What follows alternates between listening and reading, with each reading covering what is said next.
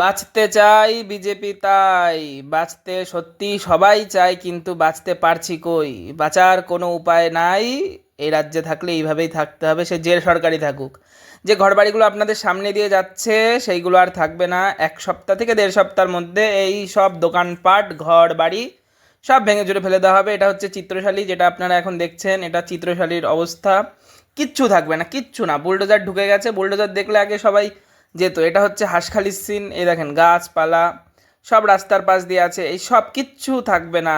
এই যে সব সব সুন্দর সুন্দর দোকানপাট, কারোর জীবনের পুরো জীবনের পুঁজি, কারোর পুরো জীবনের সমস্ত টাকা ঢেলে বানানো ওই দোকানপাট, ঠিক আছে, কিচ্ছু থাকবে না। এই মানুষের সরগম কিচ্ছু থাকবে না, সব শেষ। এটা হচ্ছে আমাদের শহর হাঁসখালি, এটাও থাকবে না।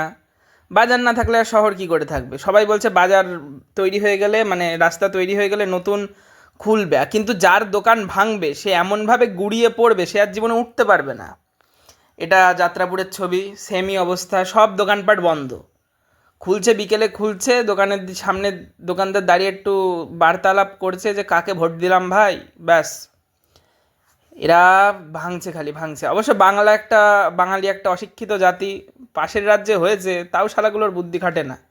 এইটা যেমন আপনার যাত্রাপুর বাজারের ছবি, এটা কৃষ্ণনগর রথতলার ছবি, সরি ভুল বললাম। এই সব যাবে, কিন্তু কৃষ্ণনগরে যাওয়ার সম্ভাবনা কম, কারণ কৃষ্ণনগরে হাইওভার করে ওটা ম্যানেজ করার চেষ্টা। দেখা যাক কি হয়, সব ভেঙে চুরে খাক করে যায়।